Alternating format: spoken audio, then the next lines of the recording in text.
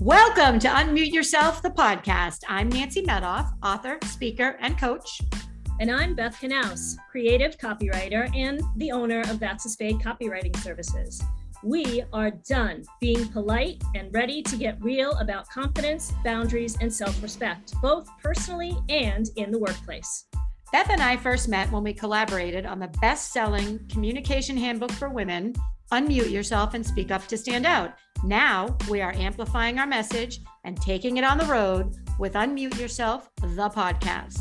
Warning, there may be, no, who are we kidding, will be some adult content. We have a bullshit button and we're not afraid to use it. So buckle up, buttercups, because here we go.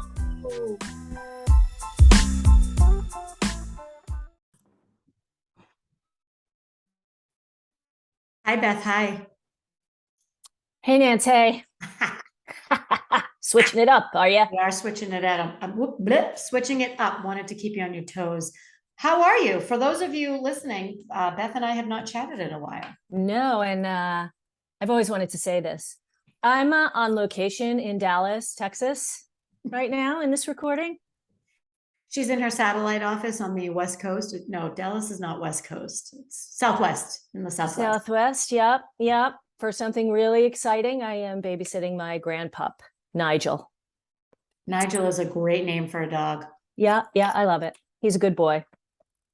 Excellent. I am on location on Cape Cod, as usual. And we're going to get right into it. So this is a hot topic. Woo! It's hot, somewhat controversial. Well, we think it's controversial.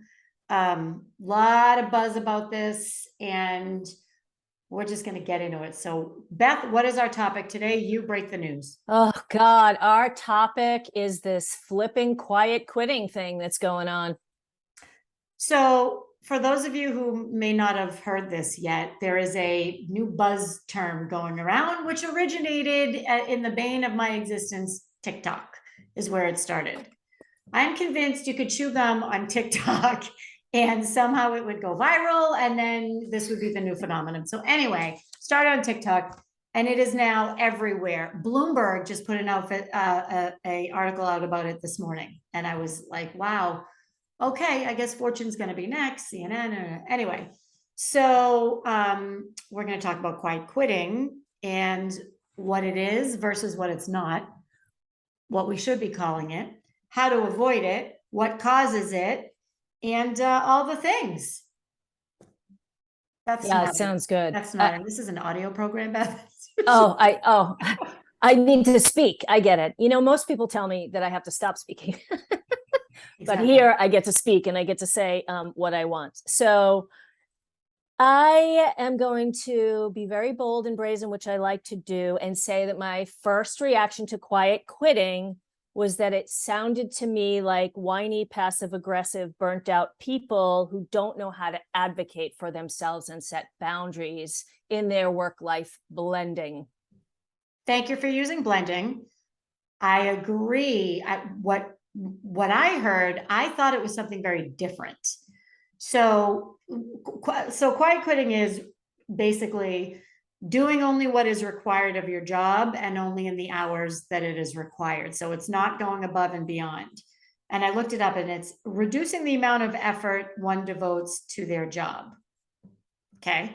So when I heard quiet quitting, I thought it was checking out mentally and like phoning it in, just kind of going through the motions. And that's actually not what it is. It's reducing the amount of effort you devote to your job and only working within the hours that you're required to work. So I'm just kind of scratching my head, like, what even is this? Like, why are we even talking about it? I think what's odd is that this has gained momentum and it's not even a thing. Right. And I think that, first of all, I think it was probably somewhat emotionally named instead of factually named. And I'm thinking about a new name for it, but I'm not going to reveal that yet until we talk about it a little bit. And I also want to remind people, like, I haven't worked in a corporate environment. So if by saying whiny and passive aggressive sounds a little tough, like, I'm not saying I've never had that sort of feeling, because I have felt overworked and I have felt burnt out. What I can say is that it's usually because I'm not speaking up for myself, or I have allowed myself to go past what should be boundaries. So since we just passed Labor Day, I just want to bring up this point that the Department of Labor was initiated in 1913 by the Progressive Movement. And in 1933, the first woman ever in the United States cabinet was put in charge of the Department of Labor, Frances Perkins. And was she put in at a nice and easy time? No, she wasn't, because it was the Depression and they were trying to figure out how the hell they were going to fix it. So of course, they put a woman in there, just saying that, after it had been run for 20 years by men.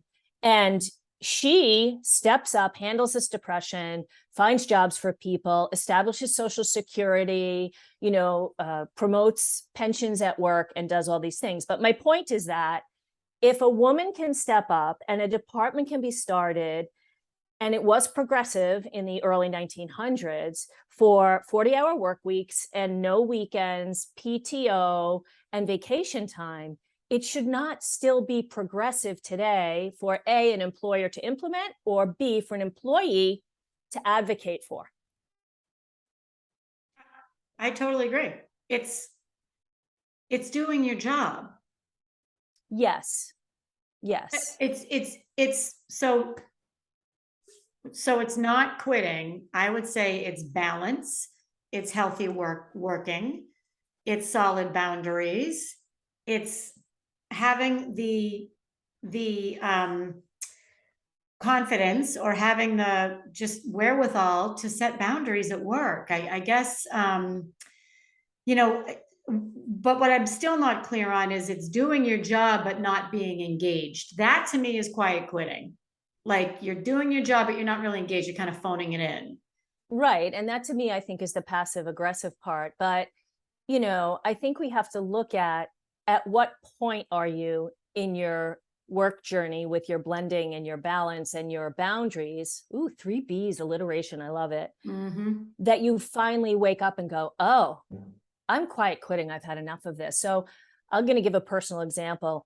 I've had recently a situation with a friend, or let's say, Nancy, you say something today that pisses me off and I don't tell you, right? And I just say, oh, it was a misunderstanding. I'm being sensitive. She's having a rowdy day, whatever. But that means the next time it happens, I'm probably also going to brush it under. And it becomes so much easier to brush it under that by the time you say that one thing, that's the straw in the camel's back, I'm done. I'm out.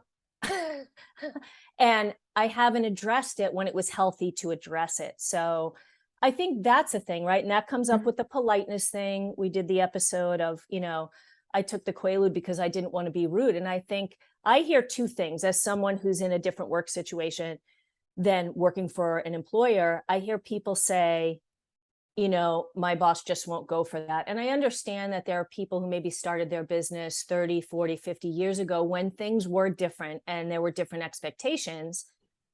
And then I hear people who are working for younger business owners and CEOs, like my daughter. She has unlimited PTO, right? And I'm sure somebody who's been in business a long time would say, that's crazy. People are going to be out sick all the time. But that's not the case, right? You have people instead lying and saying they're sick because they're taking a day off and they can't be there because they're overextended, which they are partly accountable for not advocating for themselves. So I know it's not easy, is what I'm saying, is that there are some employees who are probably more challenging than others, but it is your job to say, whoa, I'm going to put in for this project. But then I want to take some time after that to balance, right? You can't expect, nothing is level, right? Like, we all have projects and deadlines that maybe require some extra dedication. But I have a friend whose husband has been working 7 days a week, these crazy long days for a project, but they have been told up front, once this is over, this is what you'll get, and they're going in, they're buying them lunch, and, they're offering different things to ease the added stress. And they're also saying, when this is over, we're going to compensate. Mm-hmm. And I think that's a big piece too. Yeah, I do too. And I think that's on him. He's choosing to do it. He probably, I would hope he likes what he's doing. And I would hope he's enjoying it. I'm not advocating for you should never work more hours than you're required, or you should never go above and beyond. Like, that's what I'm worried about with this whole thing, is this generation of, no, your work does not define you, but you're going to probably be working 30 or 40 hours. Maybe you should be doing something where you are engaged. And if you're not engaged in your work, that's on you. You don't have to find meaning in your work. And this is the TikTok. This is how it started. I think he says you don't find meaning in your work, or he says something like that. Find your meaning elsewhere. And I respectfully disagree with that. I think you can find meaning in your work. I think you can find meaning with your family, outside of work, whatever the case may be. But it's going to be a pretty long and miserable career or work life if you're phoning it in, or if you're just, I'm only going to do what is required, and I'm not going to go above and beyond, and I'm only going to work 9 to 5. I just find it odd. I find it odd. Yes. I agree, especially now in this day and age where almost everybody coming into the workforce and who has been in the workforce for the past, 10, 15, 20 years is college educated. And you go and you invest and you get educated, and maybe that you find out that that's not exactly what you want to do, but then you have some direction, it's valued and respected, and you do that so you can choose a position that is fulfilling, that there is some enjoyment even at the height of stress. Unlike, like, I think of my dad. My dad was a railroad conductor, in New York, and he was so excited about that job because he had a GED, he got a pension, he had got good pay, he got 5 weeks of vacation. Did he like his job? I think he liked it, but did he start out going, my dream is to be a railroad conductor, right? Unlike me, I'm like, wow, I'm a writer. I've wanted to do this for so long. I wrote personally for a long time, and I love what I'm doing, and I do find it fulfilling. So when I have, deadlines and such that are causing me stress, again, my fault, right? I am willing to put that time in because I can say, you know what, I'm going to work like this. I'm going to work at night, or I'm going to work on a Saturday. And in a couple of weeks, I'm going away for a weekend. It's not just always going to be even, I guess. And you have to establish the balance. You have to advocate for it. You really just have to respect your well-being and what that requires. 100%. And the work-life blending, which we also talk about in a prior episode. Yes. I think it's episode 3, exactly. Episode 3. So it's interesting because I did quiet quitting. I quiet quit once. And I'm going to use a word that might trigger Beth. So I was working at a ridiculously toxic environment. And we were going to talk about the term toxic workplace, and we'll get into that in a second. But I was working for a lunatic. She had 0 boundaries, 0. She had no work-life balance. She used to call me all times that I might have talked about this before, all times of day and night. It was just awful. So I said, I can't do this anymore. And so I started phoning it in, which to me is quiet quitting. I wasn't phoning it in, but I wasn't going above and beyond. I was only doing what was required of me. And for this company, that was enough. They would have kept me on forever. But I finally resigned because I was not finding joy in my work. So if you're only doing what's required, I would argue that you're not loving what you're doing, and that you should find something where you're loving what you're doing. So, I took a step back. I kind of, in my own way, phoned it in. And I have a couple friends that I joke with that my half capacity is some people's full capacity. Like I always go above and beyond. I always do more. My output is huge. So I was just doing what was required, and I managed for maybe like a week. And then I said, I can't live like this. I was getting a big paycheck, but it just didn't feel good. It didn't feel good. So that's, another hazard, I think, of this quiet quitting is, sure, you can only do what's required, and you can find your joy elsewhere, but it's not going to feel good. You're still going to be working 4 hours a week, 40 hours a week, or however many hours a week. And who wants to do that? Who wants to half-ass half of their life? Right? Exactly. Yeah. And so when my kids were younger and we decided that we wanted to take them to Disney, I mean, you could imagine to take a family of 5 now is a ridiculous amount of money. And I'm going back 15 years, and we needed more income. And so my mindset is I need to work more. Right. So I got this gig in an office, and that I cannot picture. oh my God, data entry. And I hated every minute of it. And you know what? I struggled to do the bare minimum because I hated it. I definitely need to like my work and to find enjoyment in it. And I think that work can be an interest.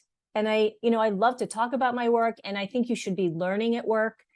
But I think, my reaction always is when people are like, oh, I'm doing too much, they expect too much of me. I'm like, get another job. 100%, especially now. And it's not easy. I know it's not easy because I watch my kids go through interviews and stuff, and people say, oh my God, the interview process is so long. But I feel like it's beneficial to both you and the employer that it's long. There's two sides to everything. It's not just like, oh, I want to please this lawyer, right? I'm going to people please until I get this job. You're also interviewing them if it's the best job for you. And the more interviews you have, the more either red flags you're going to see or, go flags you're going to see that this is a good job for me. And yeah, there's pros and cons everywhere, but this really has a culture that I can thrive in and learn in and grow in. And everybody deserves that. And is it hard work to get there? Yes. Everything of value tends to take some hard work. So, you have to ask yourself if am I in the right place? Do I need another job? I agree. I would even add, as part of the interview process, I would ask the question, can you describe your company culture, or do it yourself, find it on Glassdoor or wherever. Then I would also ask, and I recommend this when I coach people, what do you do to support your company culture? Because it's very easy to say we are a company that values XYZ. Tell me a little bit about what you do to enforce those values or reinforce those values or support those or live those values. That's when you're going to find out if they really walk the talk. Yes. So I would definitely add that. Right. We talked when we were discussing this topic, we talked about quiet quitting being a symptom of burnout. Yes. And burnout's huge right now. Personal burnout, professional burnout, life burnout, it's everywhere. So I want to make sure we talk a little bit about our different perspectives on how to know when you're burnt out, what to do to combat it, and just talk a little bit about how that burnout will lead to something like quiet quitting or worse. Right. Yeah. So I think burnout is, to me, when I think of burnout, I think of like hiding under the covers with my pillow over my head and just really not being able to do much. A little COVID-esque. I remember, having COVID, and mind you, I didn't just say the C word because I wanted everybody to be clear on it. It was not a snarky moment. It was a moment of clarity. I remember, like, for 2 or 3 days wanting to do something and my brain just being like, no way, sister, not happening, and not being able to sleep, but not being able to really function in a healthy way. And that, to me, is how people describe burnout. Totally agree. Would I add anything? Yeah. Listlessness, overwhelm, not doing what you know you should. Blah. I would just call it the blahs. And the first way to deal with it is to recognize it and name it. And it's interesting. Remember I told you about that terrible company and that boss that I work for? This is so interesting. So I remember I was sitting at a family dinner, and my stepson said to me, I've known you a long time and I've never really seen you like this. And I said, what do you mean? He said, you're stressed out. You're always on the go. You're always, agitated, and you're always going and you're stressed out. And I remember, and we don't really have conversations like that often. Like sometimes we do, but it's not a regular occurrence. for him to say to me, hey, I noticed blah, blah, blah. It's just not how we roll. And I remember thinking to myself, what, I don't know what he means. You know, that's his perception, and absolutely not. And I'm not burnt out, and being in total denial. So I think one of the things you can do is, if you're starting to feel like that, to check in with your family and check in with the people or your friends, or check in with whoever knows you the best or the most, and say, you know, how do you think it's going, or whatever the case may be. I feel different. Have you noticed me acting any differently? And if they're really your friends or your tribe or your family or whoever, they're gonna be truthful. And that was an aha moment, because I didn't ask him, and he just kind of blurted it out.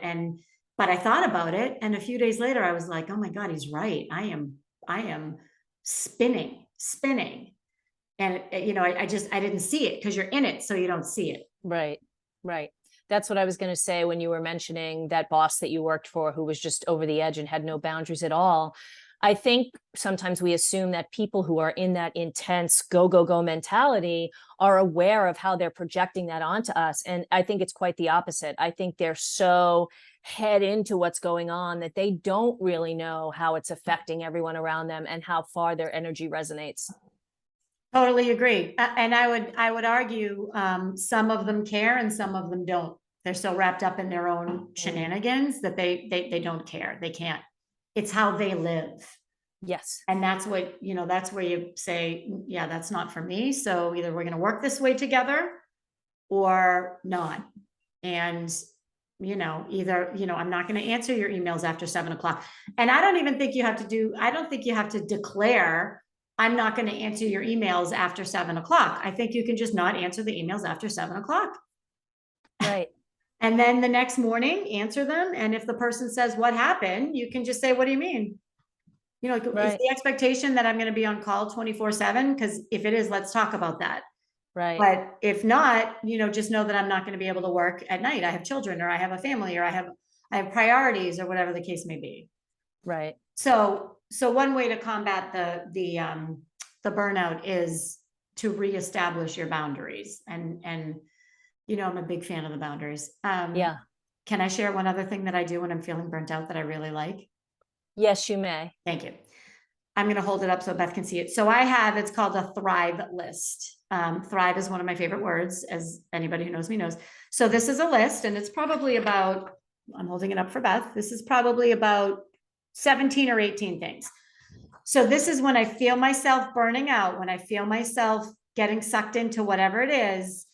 Here's things you can do, Nancy, to feel better. So like some things that are on here is connect with an old friend, get to the ocean, find a new recipe, purge clothes. There's all kinds of hot tea, all kinds of stuff on here that these make me feel good, and these soothe me and make me feel like I'm thriving.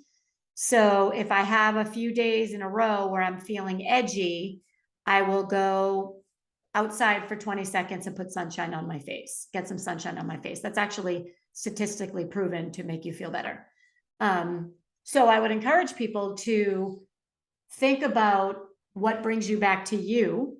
And, you don't have to go as far as I do and make your list. I love my list because I can just pull it out and say, I'm going to go have a cup of tea. But think about what brings you back to you, and do more of that. When you're in the middle of it, take a step back. I bet you do something creative, Beth, to help you get back, because you're a creative. Yeah, I do. Generally, I need to shut my brain off. And my number one thing is to read, or go outside, or you're right, I like to go to the city. I find that really energizing for me, or listen to music. I'll do stuff like that. And I do want to say about your list, I think it's a great list to have, and that people should have one, because when do you acknowledge that those things make you feel good? In the moment when they're happening. So even if you have, like a notes thing on your phone, to put them in the moment when you say, wow, I'm really enjoying this, or I'm really having a good time. Because when you do get into that burnout, sometimes you can't think of what makes you feel good, right? Sometimes you're like, I'm just going to lay here and feel like shit until until it goes away, and because you feel helpless. So I think having a list is excellent and should definitely be one of our calls to action, right? Is maybe to make a Thrive list for those moments. So when you're starting to feel a little crappy, you can pull one out. And I'm going to say one more quick thing. I love that you have small things like a hot cup of tea and bigger things like purging clothes. Because, right, different levels of burnout, different amounts of time, different moments. So Yes. By the way, read is also on mine. yeah. Oh God. It's so funny. Like it's a luxury for me and it shouldn't be. So anyway, okay. So we covered this new quiet quitting. Really, it's a symptom of burnout, how to recognize burnout, how to overcome burnout. What else do we have for our podsters today on this topic? Let's see. I'm looking at my list to see if we missed anything. I think we covered it all. I think we are getting so did. good at this that we actually just banged it out. Yeah. Yeah. So this is a good one. People have a lot to think and a lot to say. And, we would love to get some more feedback. And I know this when I'm helping people with their content, that to put out, social posts, sometimes they don't get the reply that they want. Sometimes it's because people need to think about it. It was thought-provoking. They don't necessarily want to share out into the interwebs their own personal feelings about it because they're afraid of backlash.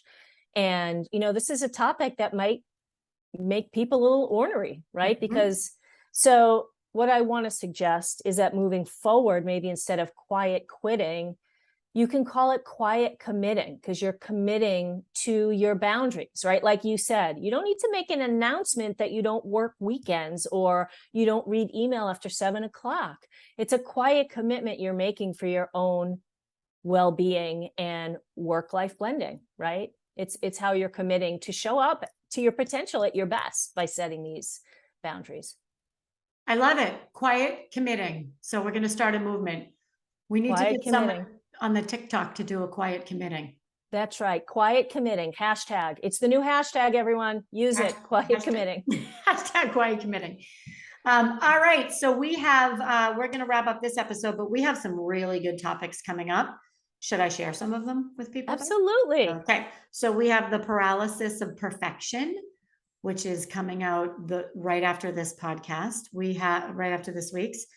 We are revisiting your tribe and truly who they are and all the different ways you can leverage your tribe. What else are we going to talk about, Beth? Oh gosh. Let's see. The C word, the other C word. The other C word. Oh, confidence. I can't wait to talk about confidence. Yeah. I really like that a lot. We're going to revisit that. Yeah, we may at some point have a separate one just for authenticity and what that looks like. Oh, I'm not giving away the big one. We have a big one. We have to do some research for it. Love that one. Tolerations. We're going to talk about tolerations. Tolerations. What are you tolerating? And the big one is for the men, also the women, but it's about men. And then goal setting. We're going to do a little on goal setting. Yes, that's right. Goal setting. Yeah. Right. The goal setting is, it's timely. I think we're going to do it before the new year because I believe if you wait until December, you're already behind the eight ball. Anyway, we are so psyched that people are listening and finding value in the podcast. We check our numbers all the time and we're growing and growing and growing. So thank you, everybody. Please reach out to us. Beth is on Instagram and LinkedIn. I am on Instagram and LinkedIn. You have our names, you have where we are, you have how to find us. We would love to hear if there's anything you want us to talk about. We would love suggestions for other things we can talk about. Yes. And if you're following the podcast and like it, please like and rate and review on Apple. We would greatly appreciate it. We like that we're kind of this indie below the radar, but we would like it to spread. So feel free also to share when we're posting on social media about it. Agreed. Bye, girl. Bye. Bye, girl. Bye.